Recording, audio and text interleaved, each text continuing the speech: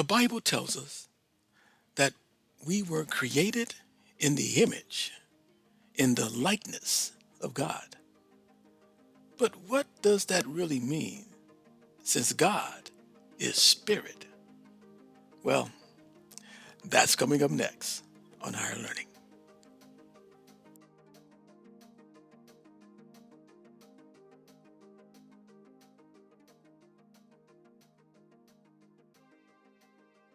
Genesis chapter 1, verse 26 has been interpreted numerous ways. So determining the actual meaning of this pericope can be a little challenging. But after a little deep diving, I believe the following best describes the image and likeness.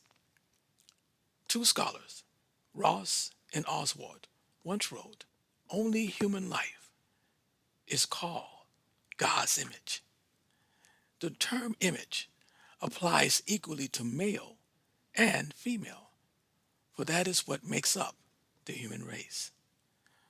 The word image is used figuratively here and does not refer to physical shape or outer appearance, for God is spirit. So being the image of God means that we share, although imperfectly, in the nature of God. That is, we were given the attributes of intelligence, knowledge, spiritual understanding, creativity, wisdom, love, compassion, holiness, and justice. Thus, humans have the capacity to commune with the living God as well as with one another. But what about his likeness?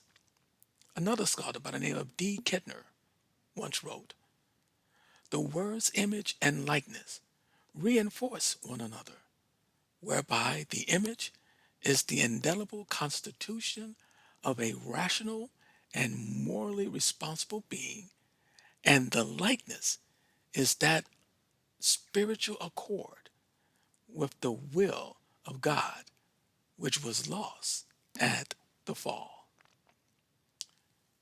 You see, in the beginning, Adam allowed the sin of disobedience to separate the Father from humankind.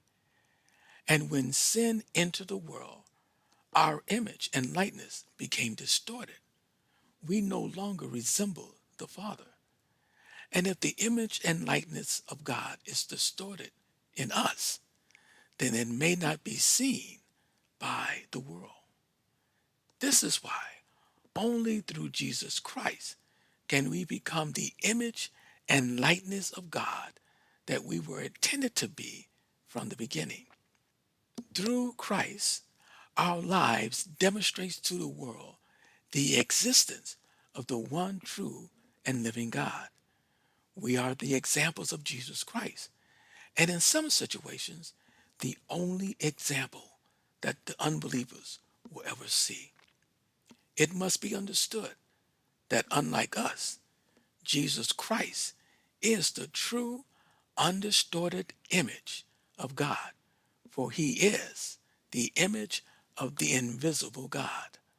But also, as believers, we are to put on the new self, which is being renewed in knowledge in the image of its creator. God clears up the murky waters of our existence and provided for us the image of Christ in our lives so that we become imitators of God. So I leave you with this. The next time you stop in front of a mirror and see your reflection, ask yourself, can humankind see God in me? Be blessed.